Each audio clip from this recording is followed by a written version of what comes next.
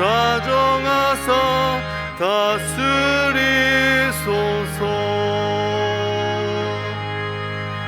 예수 우리 주시여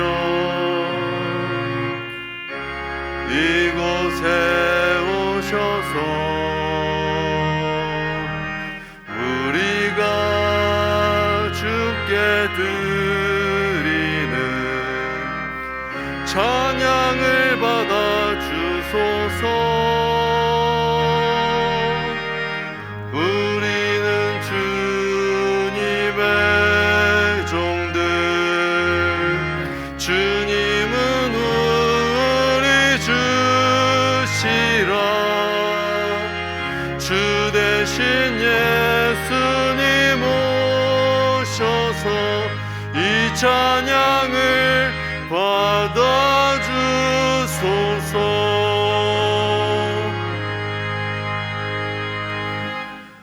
이제 내가 주께서 주신 토지 소산의 만물을 가져왔나이다 하고 너는 그것을 내 하나님 여호와 앞에 두고 내 하나님 여호와 앞에 경배할 것이며 내 하나님 여호와께서 너와 내 집에 주신 모든 복으로 말미암아 너는 레위인과 너의 가운데 거류하는 객과 함께 즐거워할지니라. 아멘.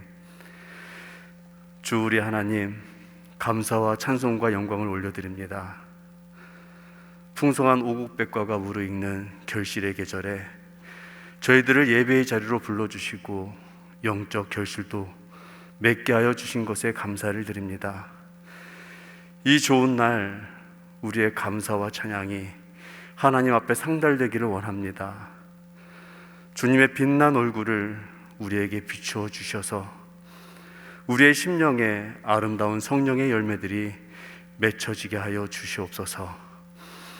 이번 주에는 우리 민족 구유의 명절인 추석도 있사오니 예배하는 우리의 중심에 걱정과 근심과 흑암이 다 물러가게 하시고 기쁨과 은혜와 사랑이 더욱 풍성하게 넘쳐나기를 간절히 원하오며 예수님의 이름으로 기원하옵나이다. 아멘. 이제는 사도신경으로 우리의 신앙을 고백하오니 나는 전능하신 아버지 하나님 천지의 창조주를 믿습니다. 나는 그의 유일하신 아들 우리 주 예수 그리스도를 믿습니다. 그는 성령으로 잉태되어 동정녀 마리아에게서 나시고 본디오 빌라도에게 고난을 받아 십자가에 못 박혀 죽으시고 장사된 지 사흘 만에 죽은 자 가운데서 다시 살아나셨으며 하늘에 오르시어 전능하신 아버지 하나님 우편에 앉아 계시다가 거기로부터 살아있는 자와 죽은 자를 심판하러 오십니다. 나는 성령을 믿으며 거룩한 공교회와 성도의 교제와 죄를 용서받는 것과 몸의 부활과 영생을 믿습니다. 아멘.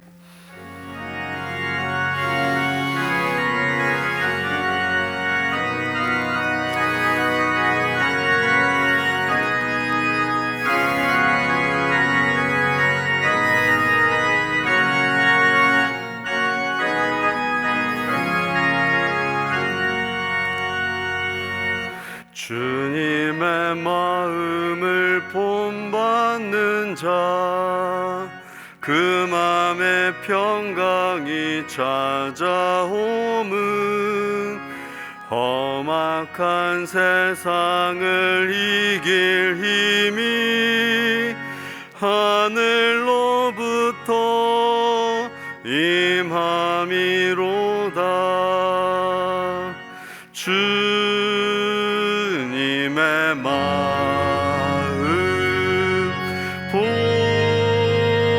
본받아 살면서 그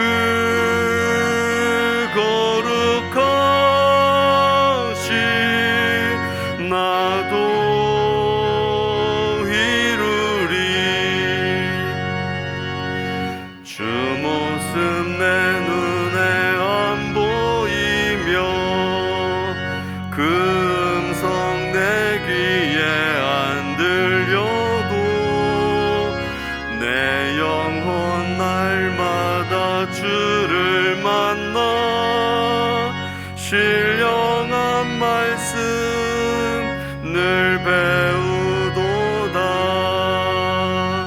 주님의 마음 본받아 살면서 그 거룩하심 나도 이루리. 가는 길 거칠고 험하여도 내 맘에 불평이 없어짐은 십자가 고난을 이겨내신 주님의 마음 본받음이라. 주님의 마음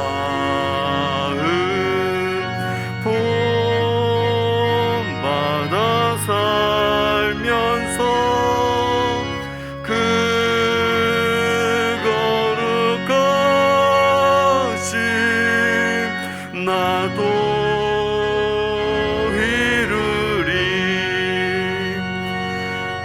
주 예수 세상에 다시 오시 그날의 무성도 변화하여 주님의 빛나는 그 영상을 다 함께 보며 주 찬양하리.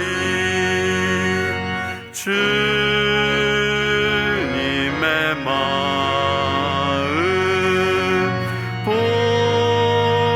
본받아 살면서 그 거룩하심 나도 이루리.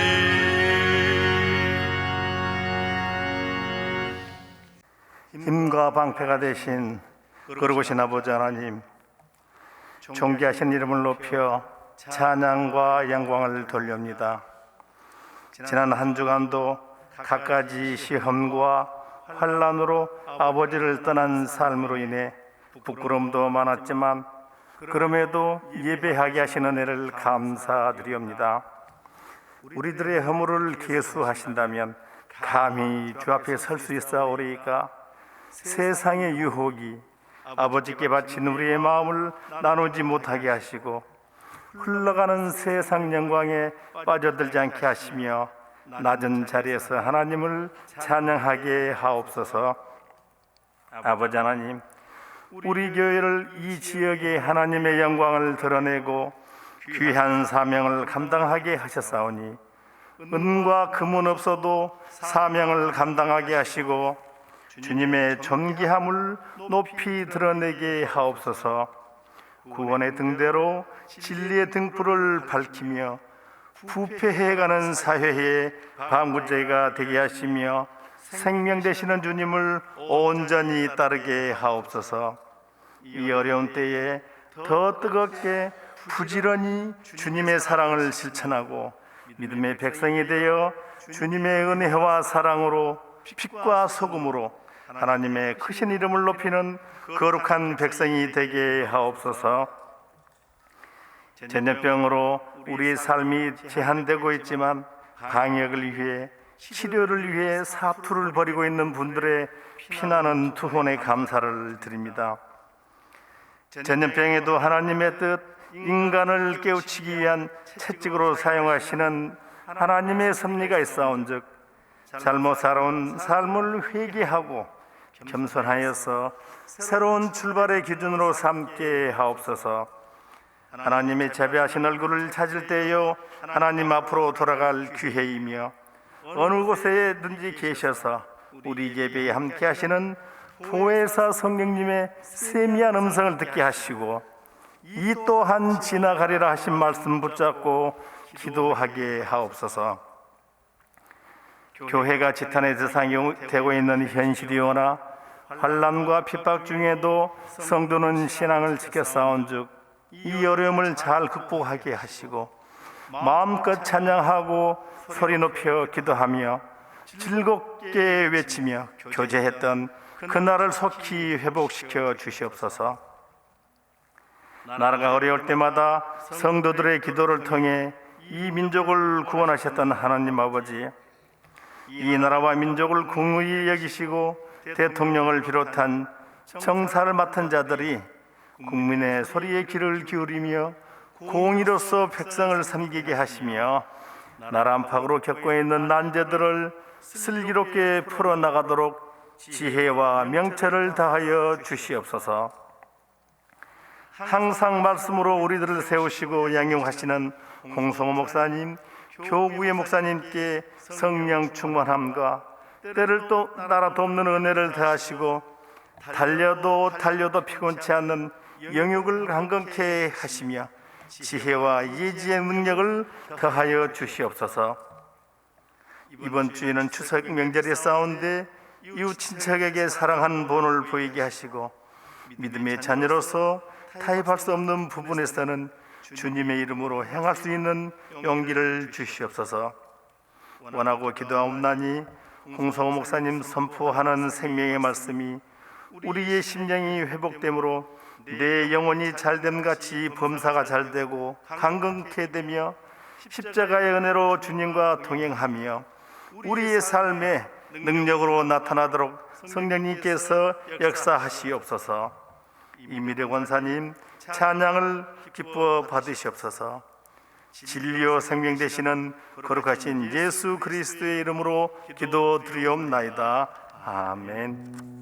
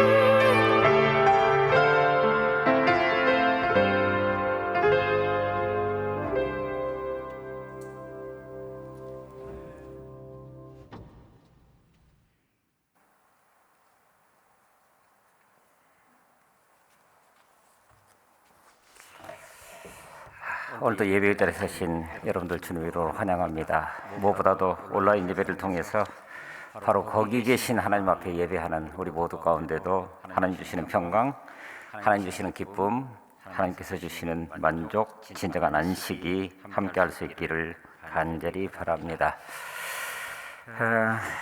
좀 죄송스럽게도 어제 오전에 우리 추석 녹화를 마무리 짓고 그리고 오후에 장로 피선자 교육을 마무리 짓고 시간이 한 시간 반 정도 남아서 좀 나가드렸습니다.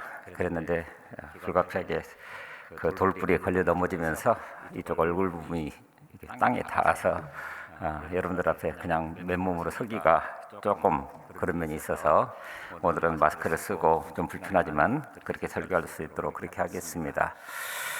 죄송스럽고 오늘 이 시간을 통해서 하나님께서 또 하시고자 하는 것들을 바라볼 수 있는 그런 은혜가 있었으면 좋겠습니다.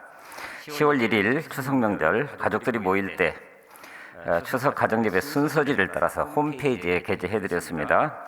그리고 우리 교회 유튜브 채널 거기에 보시면은 추석 가정예배가 30일에 업로드됩니다. 그러므로 그것을 통해서 온 가족이 함께 예배하면서 하나님께서 우리에게 허락하신 놀라운 은혜들을 기억하고 또 내일을 향해서 나아가는 담대함이 함께할 수 있기를 간절히 바랍니다. 오늘 우리에게 주신 하나님의 말씀 출애굽기 19장 1절부터 6절까지 말씀 그리고 20장 1절 2절 말씀을 같이 보시겠습니다.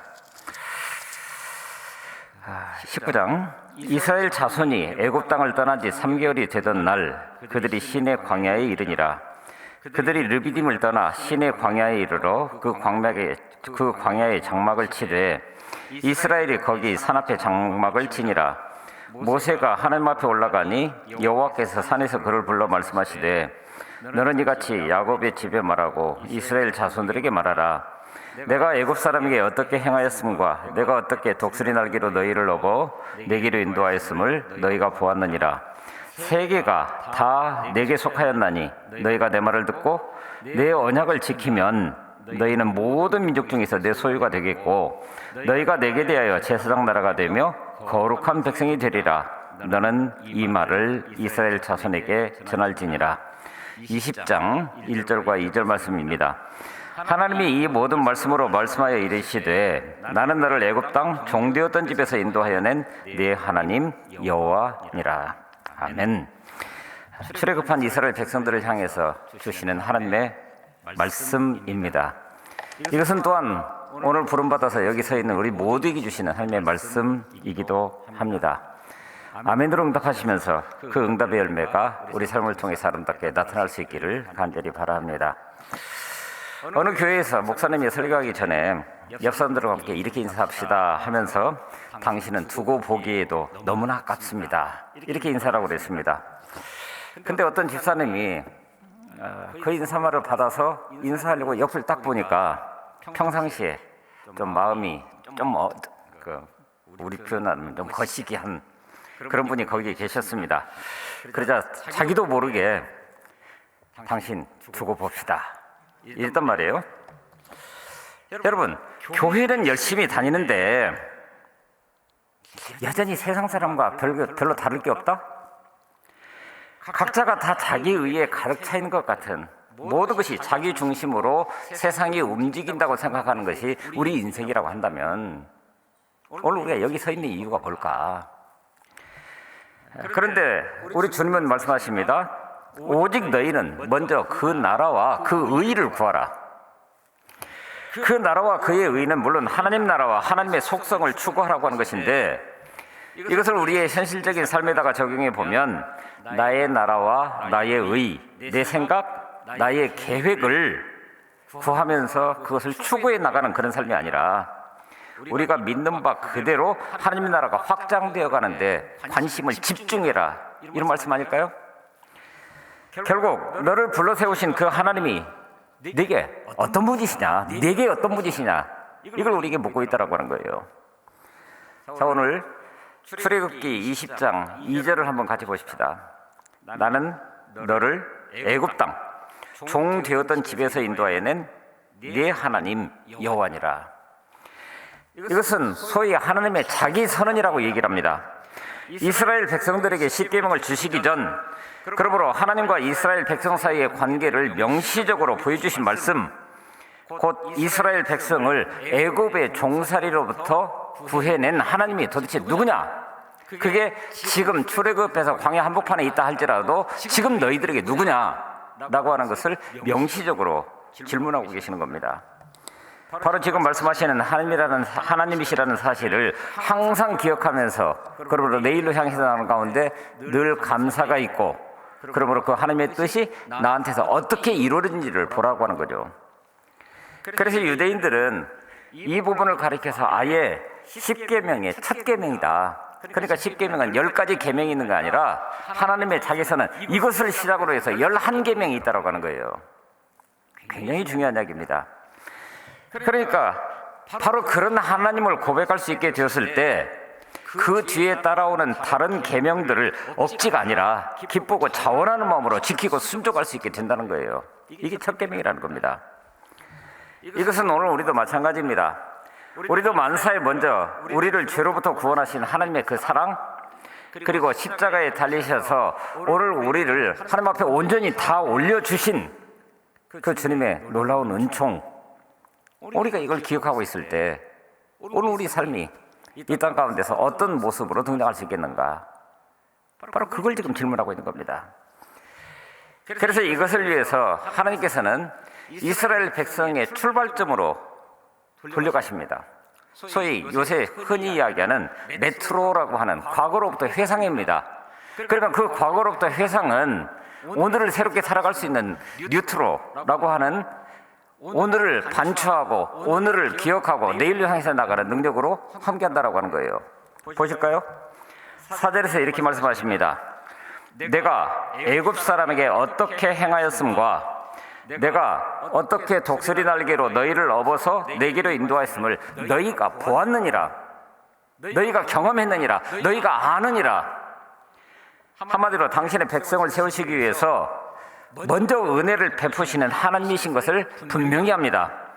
이스라엘 백성이 지금 여기 있는 것은, 여러분, 그들이 노예 상태에 있을 때 갑자기 군대를 조직을 했습니까? 아니면 엄청난 재화를 불러 모아서 그걸 바탕으로 해서 지금 출애굽해서 여기 그들이 서 있는 건가요?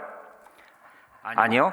출애굽 전 과정이 독수리 날개로 얹어서 나르듯이 전적으로 하나님의 전능하신 능력으로 이루어진 은혜라고 하는 것을 지금 깨닫게 하시는 겁니다. 이 말씀은 사실 출애굽한 백성들이 시내 광야에 도착했을 때, 오늘 본문 1절에 보게 되면 한 3개월쯤 되었을 때에 하나님이 모세를 통해서 주신 말씀입니다. 자, 여러분, 그때 이스라엘의 상태는 어땠을까요? 3개월 전만 해도 애굽에서 위협과 학대받으면서 어떻게 하면 벗어날 수 없을까 울부짖고 있었는데, 근데 하나님께서는 그것을 들으시고 마침내 지금 드디어 출애굽하여 비록 광야 한복판이지만 자유의 몸으로 여기 서 있는데, 그렇죠? 그런데 그들은 지금 왜 우리가 광야에서 이 고생을 다 해야 되는지, 왜 이래야 하는지 의문을 품고, 게다가 출애굽한 이후에 지금 도대체 어디로 가고 있는 것인지, 한마디로 모든 것이 오리무중, 그게 바로 지금 이스라엘이 이야기하고 있는 그 내용의 핵심 아닙니까? 여러분, 우리 한번 기억해 보십시다. 하나님은 왜 이스라엘 백성들을 인도하실 때 가나안으로 빠르게 이동할 수 있는 지중해 연안에 해변길을 놔두고 남동쪽으로 방향을 반대로 틀어서 남동쪽에 있는 시내 광야 한복판을 거쳐서 돌아가는 힘들고 어려운 길을 택하도록 그렇게 하셨을까요? 출애굽과 광야 생활 전체를 우리가 들여다보면, 다른 말로 저와 여러분들은 이미 출애굽기 전체와 광야 생활 전체를 통해서 소위 제3자적 입장에서 그 사건을 지금 들여다보고 있습니다. 그런 과정 속에서 이 말씀을 읽어가고 있는 우리 눈에는 보이는 게 있죠. 바로 이스라엘 백성들을 훈련하고자 하는, 하나님의 백성으로 그에 합당한 삶을 살아갈 수 있도록 하기 위해서 그렇게 돌리셨다고 하는 거예요. 여러분, 보십시오. 이스라엘 백성들의 출애굽은 그냥 역사 속에 있는 단순한 한 사건이 아닙니다. 출애굽은 한마디로 하나님의 구속입니다. 단순히 이스라엘 백성들이 노예 상태에서 자유롭게 되는 것만이 목적이 아니라 하나님이 출애굽한 이스라엘 백성들로 하여금 하실 일이 있으시다는 거죠. 그야말로 하나님이 그 백성을 애굽으로 먼저 내려가게 하시고 그리고 430년이 지난 다음에 다시 그들을 이끌어내신 것은 더 큰 목적이 있으셨다라고 하는 거예요. 그래서 오늘 우리는 바로 그 하나님의 언약이라고 하는 것을 다시 한번 마음속에 새기게 됩니다. 그러니까 출애굽한 이유는 그 언약이 신실하신 그 하나님이 그 언약을 이루어 가시기 위해서. 자, 보십시다. 그 언약이 무엇이었습니까? 창세기 12장 아브라함을 처음 부르셨을 때, 그리고 15장 17장에서 이어서 나타나는 모든 이스라엘 역사를 쭉 보여주시면서 하셨던 말씀, 그것은 이것입니다. 너는 너의 고향과 친척과 아버지의 집을 떠나 내가 내게 보여줄 땅으로 가라. 내가 너로 큰 민족을 이루고 내게 복을 주어 내 이름을 창대하게 하리니 너는 복이 될지라. 여러분, 하나님의 언약은 바로 하나님께서 허락하실 복으로부터 시작이 됩니다. 출애굽은 바로 이 말씀 때문에 일어난 사건입니다. 아브라함에게 주신 언약을 지키는 과정에서 그 과정의 하나로 지금 그 출애굽 사건이 있는 거예요. 그런데 여러분, 바로 이 출애굽 이 사건은 하나님이 아브라함에게 주신 그 언약, 너는 복이 될지라 라고 하는 언약입니다. 그런데 그 말씀에 이어서 그 초점이 미래의 그 누군가를 향해서 나아가고 있다고 하는 거예요. 그게 바로 12장 3절입니다. 너를 축복하는 자에게는 내가 복을 내리고 너를 저주하는 자에게는 내가 저주하리니 땅의 모든 족속이 너로 말미암아 복을 얻을 것인지라 하신지라. 뭐죠? 바로 하나님이 아브라함에게 너는 복이 될지라라고 하면서 복을 선언하고 계실 때 바로 그 아브라함을 통해서 세상의 모든 민족으로 향할 수 있도록, 모든 족속으로 향할 수 있도록 그 복을 선언하고 있는 거예요. 게다가 이 말씀은 바로 오늘 보면 출애굽기 19장 5절과 6절 말씀으로 이어지고 있는데 5절 6절 한번 같이 보실까요? 세계가 다 내게 속하였나니, 세계가 다 내게 속하였나니, 그러면서 그 민족을 따로 뽑아서 여기 세우셔서 특별히 내 소유가 되게 하겠다. 그런데 이 소유라고 하는 말이 단순히 계산상으로 내가 지금 이만큼을 가지고 있다, 이걸 표현하는 게 아닙니다. 오히려 성경 전체적인, 그리고 성경 원문 속에서 나타나는 그 단어를 보자면은 내 보물, 내가 아끼는, 정말로 아끼는 보물로 삼았다. 그런데 놀랍게도 그 보물을 내어주어서, 그래서 6절에 보면 너희가 내게 대하여 제사장 나라가 되며 거룩한 백성이 되리라, 이렇게 말씀하십니다. 대상이 바뀌고 상황이 바뀌고 장소가 바뀌었지만 둘 다 하나님의 경륜, 모든 민족에게 복 주시려고 하는 하나님의 계획, 그것을 지금 오늘 우리에게 있는 그대로 보여주고 있는 겁니다.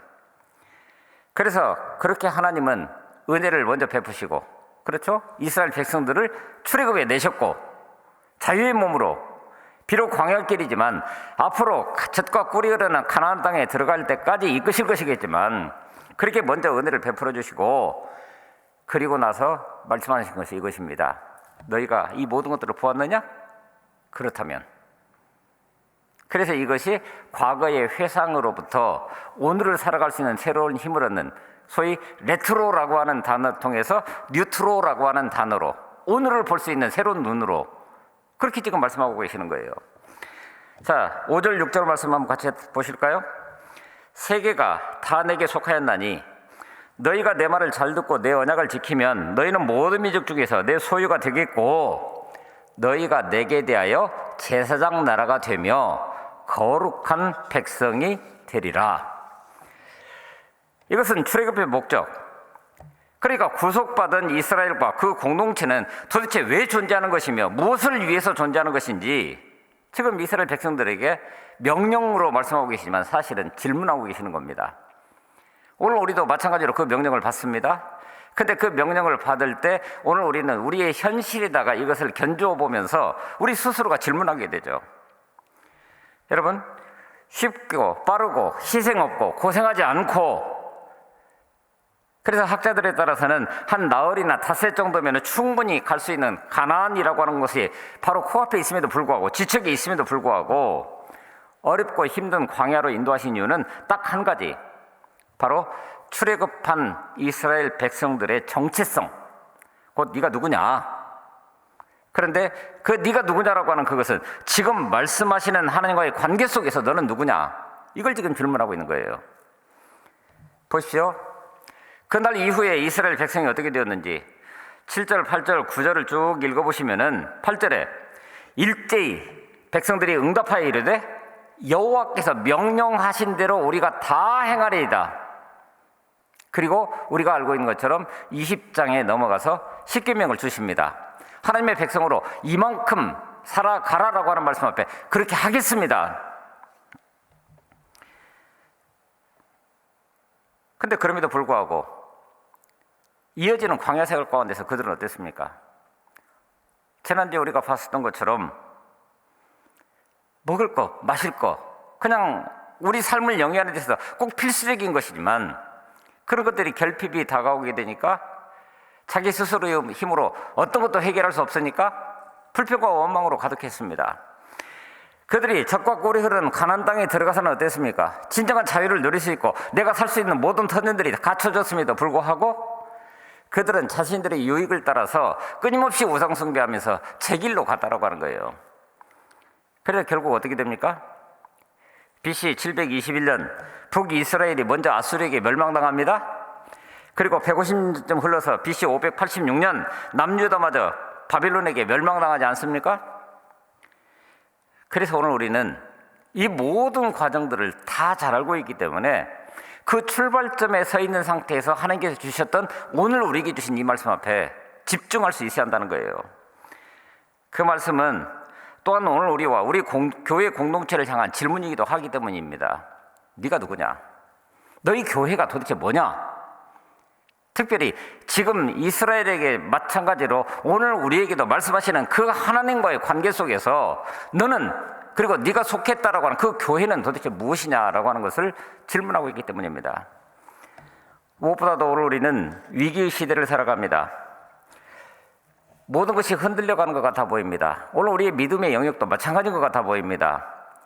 특별히 온라인을 통해서 예배할 수밖에 없는 이런 환경들이 오늘 우리 스스로 하여금 조금 느슨해지게 만들고 오늘 우리가 온전히 하나님 앞에 섰다라고 하는 것 자체를 마음속에 새길 수 없는 것 같은 그런 상황 속에다 자꾸 나를 밀어넣고 있단 말이에요. 그래서 오늘 우리는 바로 우리에게 주시는 이 질문, 너는 누구냐? 그리고 네가 속한 너희 교회는 도대체 무엇이냐? 특별히 이렇게 말씀하시는 하나님 앞에서 그 하나님과의 관계 속에서 너는 누구냐? 너희 교회는 무엇이냐라고 하는 이 말씀을 마땅히 붙들어야 하는 것은 바로 이것이 회복의 은총으로 우리 가운데 함께하기 때문입니다. 한번 보실까요? 가장 먼저 너희가 내 말을 잘 듣고 내 언약을 지키면, 하나님은 말씀하십니다. 우리는 듣습니다.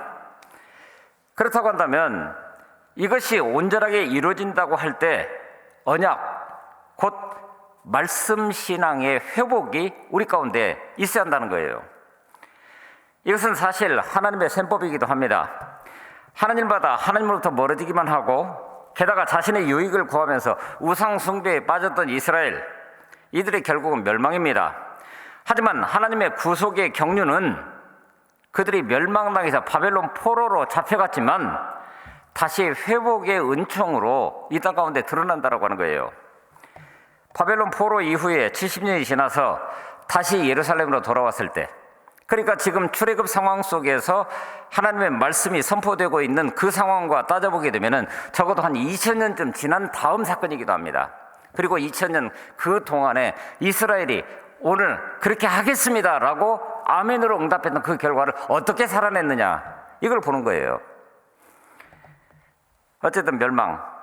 그러나 70년이 지나서 다시 예루살렘으로 돌아왔을 때 에스라, 느헤미야서를 보게 되면은 돌아온 그들 가운데서 특별히 느헤미야나 학사 에스라를 중심으로 어떤 사건이 벌어지고 있다고 하는 거예요. 그런데 그 중에서 가장 먼저 말씀 신앙의 회복이 선언되고 있는 것을 보게 됩니다. 에스라는 포로로 끌려갈 수밖에 없었던 이유를 기억하면서 이스라엘이 하나님의 말씀으로부터 떠났던 것을 회개하고 있는 것을 보게 됩니다. 예언자의 말씀도 멸시했던 것을 회개했습니다. 그래서 하나님의 말씀, 율법의 말씀으로 돌아가는 회복을 에스라는 먼저 붙잡았습니다. 그래서 에스라 9장 9절과 10절을 제가 좀 가운데다가 설명을 좀 넣어서 제가 읽어드리도록 하겠습니다. 한번 화면을 띄워주시면 좋겠습니다. 에스라서 9장 9절. 우리가 비록 노예가 되었사오나 우리 하나님이 우리를 그 종살이하는 중에 버려두지 아니하시고 바사 왕들 앞에서 우리가 불쌍히 여김을 입고 소생하여. 그런데 그 사이에 말씀이 하나가 생략되어 있단 말이에요. 제 생각에는 이렇습니다.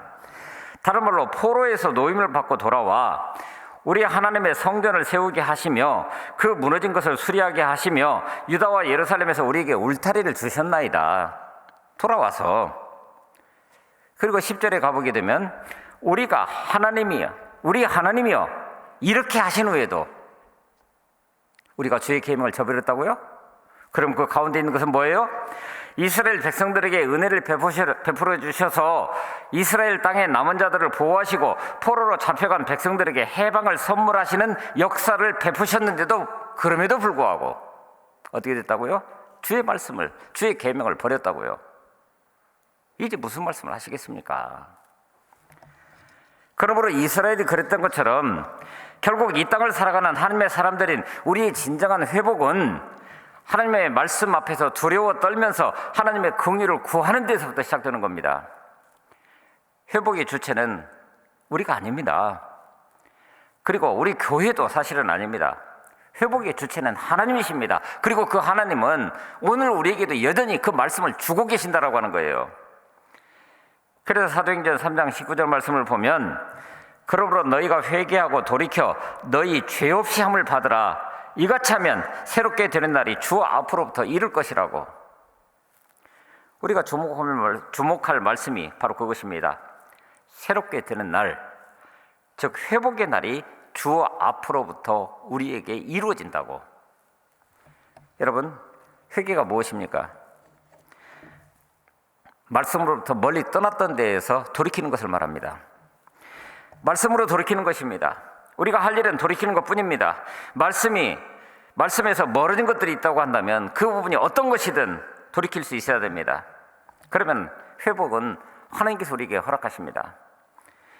우리 한국 교회가 코로나 시대 속에서 어떻게 하다가 보니까 여기까지 오는 과정 속에서 교회가 도대체 무엇이냐라고 하는 것을 자꾸 질문할 수밖에 없는 그런 환경 속에 지금 놓여져 있습니다. 세상은 교회를 향해서 손가락질하고 그리고 교회가 기울어져가는 세계 속에서 한 가지 분명한 하나님의 메시지를 선포해야 됨에도 불구하고 세상은 더 이상 그것을 들으려고 하지 않는, 아니 들을 필요가 없다라고 해요. 왜? 너희부터 그러니까. 이런 상황 속에 있는데, 그러나 분명한 것은 하나님이 회복시켜 주시는 은혜를 구하면서 말씀으로 돌아가야 한다라고 하는 거예요. 우리 교회가 말씀으로 돌이키면서 말씀을 세우고 말씀으로 가득한 교회가 되면, 그러면 하나님께서 회복의 은총으로 함께 하시면서 오늘 우리의 미래를 한 발자국 더 나아가게 하신다라고 하는 겁니다. 여러분, 오늘 우리의 상황을 보면 도저히 풀어낼 수 없을 것 같은 그런 것들이 산더미처럼 쌓여 있는 것을 인정할 수밖에 없습니다. 그런데 여러분, 이것은 어디까지나 오늘 우리의 상황이고 우리의 능력에 관한 이야기이지 하나님은 아닙니다. 하나님은 하나님 자신의 계획을 따라서 움직이십니다. 우리처럼 계획을 세우고도 지혜와 능력이 모자라서 그 모사를 이룰 수 없는 그런 분이 아니십니다. 하나님은 전능하십니다. 그리고 전능하신 하나님께서 오늘 우리에게 회복의 프로세스를 진행하고 계시는데, 바로 오늘 이 땅 가운데서도 여전히 오늘 우리에게 말씀하신다라고 하는 거예요. 그러므로 우리는 그 말씀으로 돌아가야 됩니다.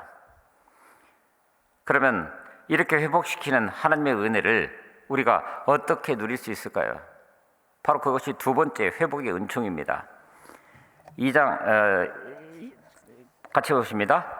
너희가 내게 대하여 제사장 나라가 되며, 너희가 내게 대하여 제사장 나라가 되며, 제사장 나라라고요? 이것은 본질적으로 하나님 앞에 서는 것을 말하지 않습니까?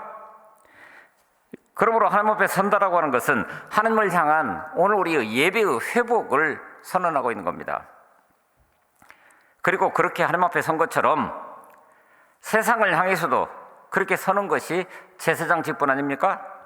바로 자신에게 주어진 현장 속에서, 그러므로 이것은 세상을 향한 오늘 우리의 예배의 회복이다. 바로 삶의 현장 가운데서 우리의 드리는 예배의 회복이라는 게 도대체 뭐냐라고 하는 것을 질문하고 있는 겁니다. 우리가 잘 아시는 대로 제사장은 바로 이처럼 하나님과 세상을 연결하는 중재자 역할을 하는 직책입니다. 그리고 이것을 베드로 사도는 새롭게 해석하면서 이렇게 말씀하십니다. 베드로전서 2장 9절에 보면 그러나 너희는 택하신 족속이요 왕 같은 제사장들이요 거룩한 나라요 그의 소유가 된 백성이니. 보십시오. 왕 같은 제사장, 세상을 통치하고 세상을 다스릴 수 있는 권능을 가진, 그러나 하나님과 세상 사이를 연결시켜주는 직책으로서 제사장. 무엇을 위해서 그렇게 했다고요? 이는 너희를 어두운 데서 불러내어 그의 기이한 빛에 들어가게 하시니 아름다운 덕을 선포하게 하려 하심이라. 하나님 앞에 당당히 서면서 또한 내가 살아가는 세상을 향해서도 하나님을 선포할 수 있도록 그 일을 위해서 특별히 너희는 모든 민족 중에서 내 소유가 되겠고, 말씀하신 대로 그냥 소유가 아니라 내 보물이 되겠고, 하나님께서 귀하게 여기시는 그런 존재가 되겠고, 그렇게 말씀하시면서 이스라엘을 택하신 것이고 바로 저와 여러분 모두를 택하신 것입니다. 출애굽한 이유가 바로 그것입니다. 여러분, 다시 에스라 시대로 한번 돌아가 보십시다. 사실 포로에서 돌아온 백성들의 처지에서 보면 그들에게 절실하게 필요한 것은 생존의 문제였을 겁니다. 그렇죠? 바벨론에서부터 돌아오는 과정도 그렇고, 돌아와 보니 모든 것이 다 무너져 있고, 그러면 당장 코앞에 닥친 문제가 의식주 문제입니다. 어떤 방식으로든지 해결을 해야 됩니다. 생존의 문제입니다.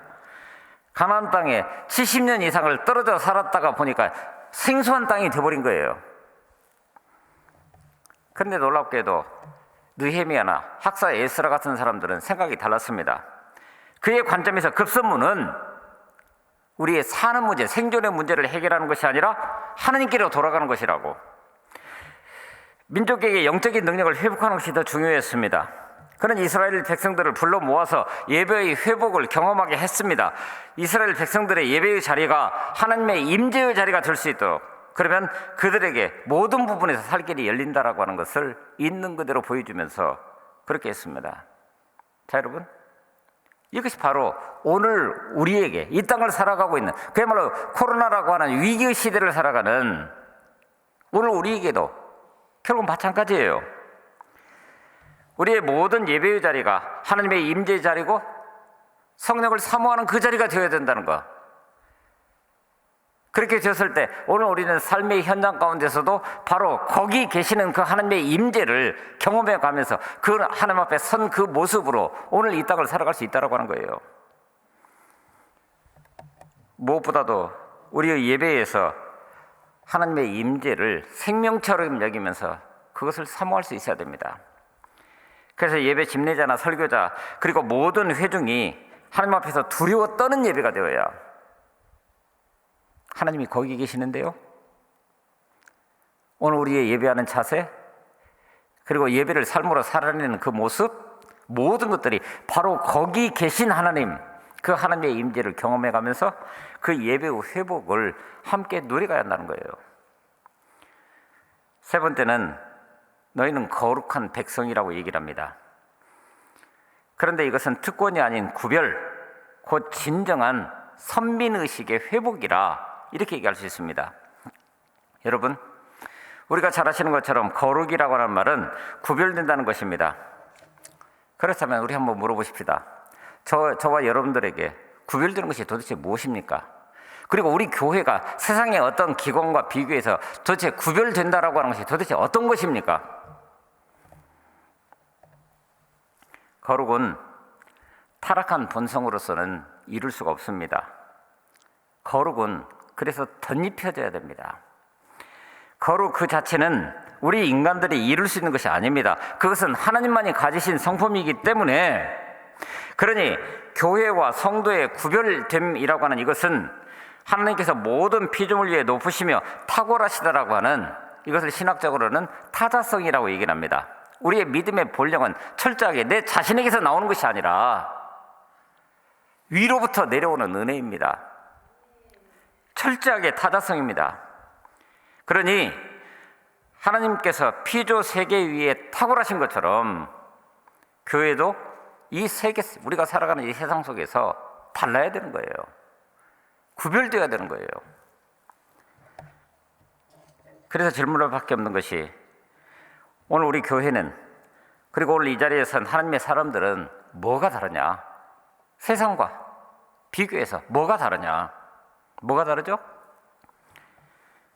그것은 우리 믿음의 고백, 그 핵심에 뭐가 있느냐를 질문할 수 있어야 됩니다. 그것은 예수 그리스도의 십자가 순환과 부활 아닙니까?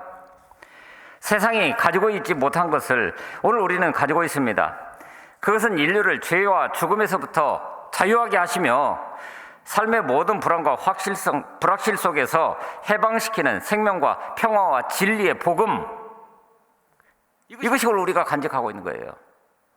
이것이 있는 그대로 세상 속에 드러나면 세상과는 분명히 다를 것인데, 오늘 우리 스스로가 그런 거에 흔들려 가고 있는 그런 모습을 지금 겪고 있다고 하는 거예요. 얼마 전에 신앙을 고백하면서 세례를 받으셨던 분이 있죠. 한 10년 됐나요? 이어령 교수가 있습니다. 이어령 교수가 세례를 받고 나니까, 그래서 세상에 나는 믿는 사람입니다라고 하는 것을 공부하고 나니까 사람들이 왜 교회에 나가느냐고 질문하는 일들이 늘어났다는 거예요. 근데 그렇게 질문할 때마다 다음과 같은 대답을 했다는데 많이 공감이 돼서 여러분들에게 지금 이야기하고 싶습니다. 그리스도인이 된 후에 우리가 잘 아시는 대로 이어령 교수, 한국의 최고의 지성이라고 얘기를 합니다. 젊은 날에는 반기독교적 서적을 쓸 만큼 기독교 신앙과는 거리가 먼 채로 어쩌면 일평생을 무신론으로 살아왔던 사람입니다. 그런데 그 하나밖에 없는 딸, 나중에 목사가 됐죠. 이민아 목사를 통해서 치유하시는 하나님을 경험하면서, 그러니까 그 딸을 통해서 본 게 그거예요. 육신의 아버지가 줄 수 없는 그것을 줄 수 있는 그분이시라고 한다면, 그러면서 믿음을 고백했습니다.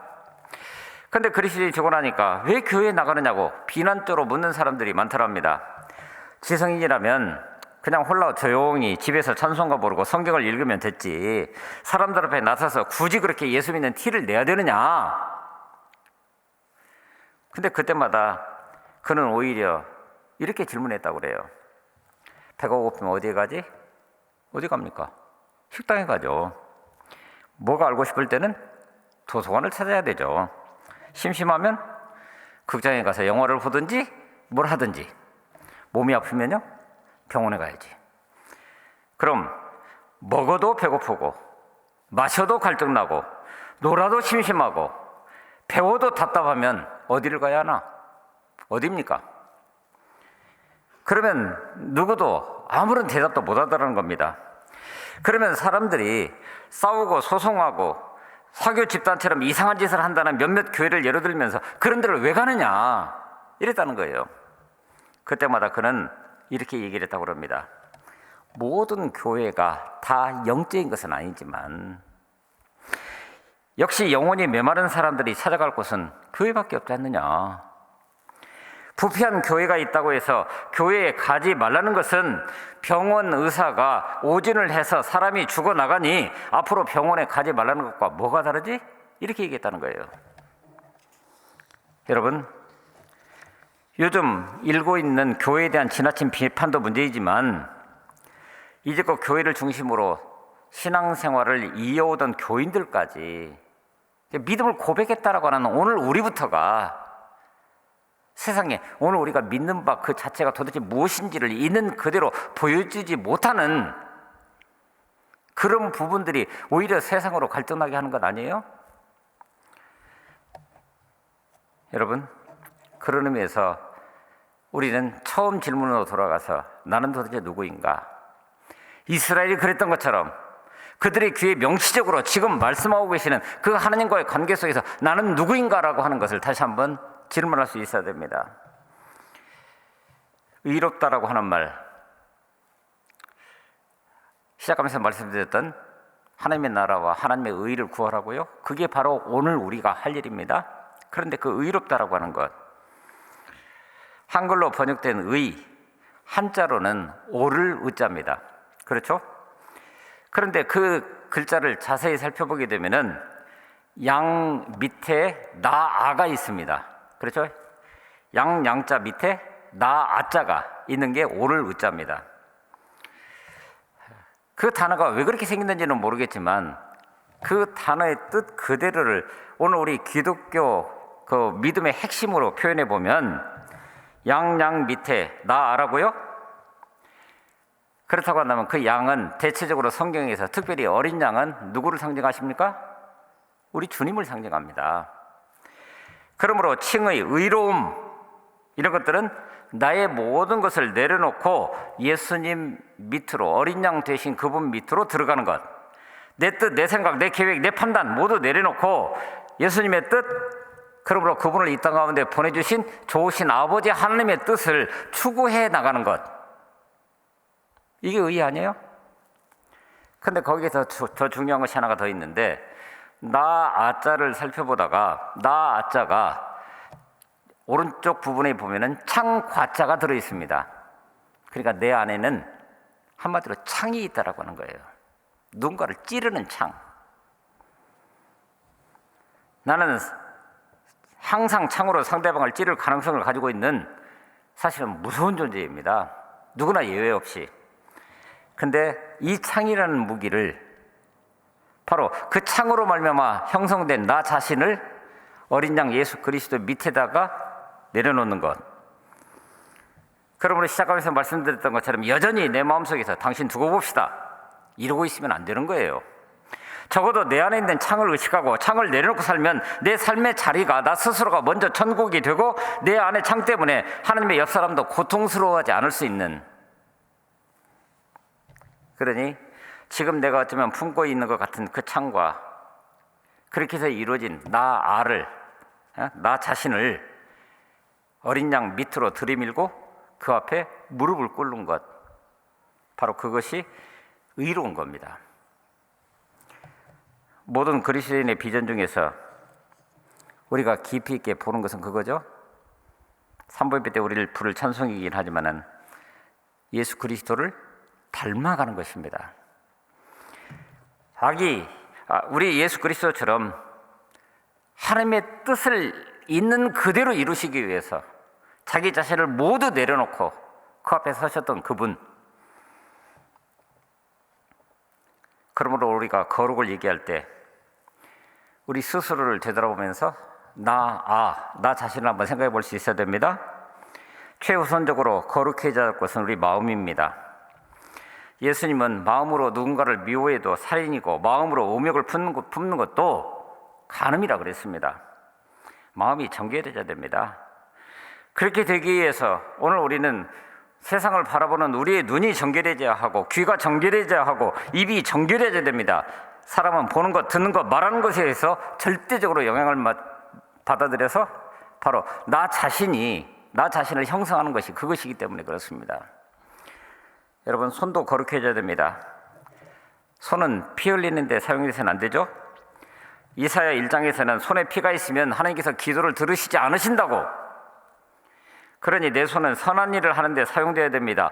손을 들고 기도하고 손으로 봉사하고 누군가를 섬기는 데 써야 하는데 이 손이 하나님이 하시지 않는 그 일들을 위해서 사용되고 있다고요? 온몸이 거룩해져야 됩니다. 바울이 강조했던 것처럼 오늘 우리 그리스도인의 몸은 성령이 거하는 전이라고 얘기를 했습니다. 성전된 몸으로 우리가 세상을 향해서 뭔가를 저지른다고요? 성령께서 근심하시고 탄식할 수밖에 없는, 내가 마땅히 머물러야 할 그 자리가 그 성령이 머물 수 없는 자리가 되어버렸으니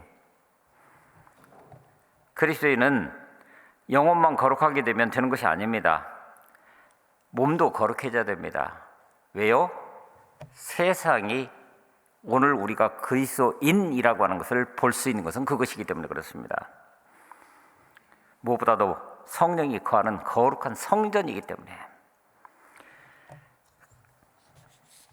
그것이 오늘 이 말씀을 읽고 있는 우리 모두에게 주신 하나님의 자기 선언입니다. 내가 이렇다. 아멘이십니까? 그러면 그 아멘을 있는 그대로 살아내면서 세상을 향해서 제사장 나라요 거룩한 백성으로 하나님께서 이 땅 가운데 하시고자 하는 그 모든 일들을 있는 그대로 드러내 보여줄 수 있는, 오늘 우리가 그것을 있는 그대로 살아냄으로 인해서 바로 이 땅 그리고 이 교회를 회복하시고자 하는 하나님의 은총이 오늘 우리를 통해서 이 땅 가운데 아름다운 열매로 드러나야 할 것입니다. 하나님께서는 오늘 우리를 특별한 소유로 부르셨습니다. 말씀드린 대로 하나님의 보물입니다. 제사장 나라로 거룩한 민족으로 주님 앞에 순종할 수 있도록, 그럴 때 모든 민족에게 복 주시려고 하는 하나님의 계획이 경륜이 이루어집니다. 그러므로 그 존재 목적에 합당하게 존재하는 우리 모든 교회가 되기를, 그리고 이 교회에 속한 모든 성도들이 되기를, 그러므로 삶의 현장 속에서 바로 예수 그리스도를 닮아가는 그런 존재로 세워져가는 귀한 은혜가 우리 가운데 함께할 수 있기를 간절히 바랍니다. 이제 우리에게 주신 말씀을 기억하면서 우리의 속사람의 생각을 있는 그대로 찬양으로 올려드립니다. 모두 그 자리에서 일어나셔서 온라인으로 예배하는 우리 모두 가운데도 함께 일어나셔서 우리 아이들의 손을 잡고 그 머리 위에 손을 얹고 축복하면서 이렇게 되기를 원합니다. 함께 찬양하겠습니다.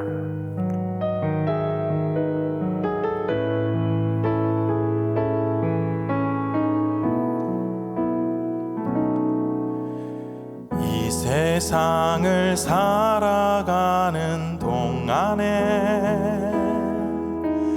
나의 힘을 의지할 수 없으니 기도하고 낙심하지 말 것은 주께서 참 소망이 되심이라. 주의 길을 걸어가는 동안에 세상의 것 의지할 수 없으니 감사하고 낙심하지 말 것은 주께서 참 기쁨이 되심이라. 하나님의 꿈이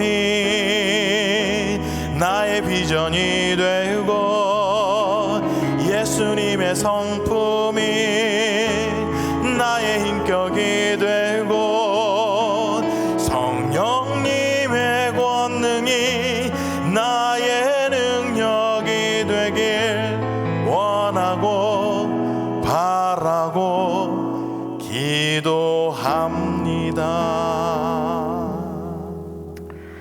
아버지 하나님, 오늘 말씀을 통해서 하나님은 한 번 하신 약속을 아무리 세월이 흘러도 반드시 약속을 지키시는 분이신 것을 감사드립니다. 아브람과 이삭과 야곱에게 약속하신 대로 하나님은 애굽에서 노예 생활로 고통당하는 이스라엘 백성들을 불러내셨습니다. 또한 그 하나님 예수 그리스도를 믿는 이 땅의 모든 사람들 누구나 죄로부터 구원해 주시며 의롭다 하고 하나님의 자녀 되는 권세를 더해 주셨습니다. 오늘 저희가 이런 하나님의 약속을 믿고 하나님의 백성이 되어서 하나님을 예배하게 하심을 감사드립니다. 또한 하나님이 저희를 구원하신 그 목적, 저희를 제사장 나라로 삼으셔서 하나님으로부터 받은 복을 다른 사람들에게 전하고 나누며 살기를 원하신다는 사실을 깨닫습니다. 오늘도 저희들 제사장 나라와 거룩한 백성으로 살아가게 하시려고 하나님 당신을 보여주시고 우리 귀에 들려줄 수 있도록 말씀을 주셨습니다. 그러므로 이것이 무거운 짐이 아니라 오늘 우리를 구원하신 하나님의 은혜와 사랑을 기억하면서 기쁨으로 순종하는 그런 삶을 살아내게 하여 주시옵소서. 이 모든 것들을 마음에 새기면서 감사하고 그리고 이렇게 예물을 드립니다. 또한 저희에게 주신 물질과 시간과 은사를 나 혼자 누리는 것으로 그치는 것이 아니라 제사장 나라 거룩한 백성으로 이웃과 나누고 베풀며 그렇게 살아가게 하여 주시옵소서. 하나님께서는 오늘 우리의 삶을 그렇게 이끄실 줄로 믿습니다. 살아가는 삶의 현장 속에서 먼저는 하늘의 복으로 충만케 하시고 이 땅의 것들도 우리의 땀과 수고와 헌신을 통해서라도 충만하게 채워주셔서 모든 것이 하나님께서 허락하신 놀라운 복입니다 고백하며 그 복을 누리는 것만큼 이 땅을 아름답게 살아낼 수 있는 우리 모두 되게 하여 주시옵소서. 우리 주 예수 그리스도 이름으로 감사하며 기도하옵고 이제는 우리 주 예수 그리스도의 은혜와 아버지 하나님 언제나 신실하신 그 사랑과 성령님의 인도하시며 교통하심이 너희가 내게 대하여 맞습니다. 이렇게 하나님 앞에 섰습니다. 그렇게 고백하며 그에 합당한 삶을 살아내기 위해 삶의 현장으로 나아가는 우리 모든 주의 권속들, 온라인을 통해서 예배하지만 거기 계신 하나님을 만나는 그 역사가 그의 삶을 온전케 하실 것을 믿음으로 고백하면서 그에 합당한 은총을 구하는 모든 주의 백성들 머리머리 위에 그 가정과 일터와 자녀들을 위해 피로 값주고 사신 주님의 몸된 교회 위에 이제로부터 영원토록 함께 하옵시기를 간절히 축원하옵나이다. 아멘.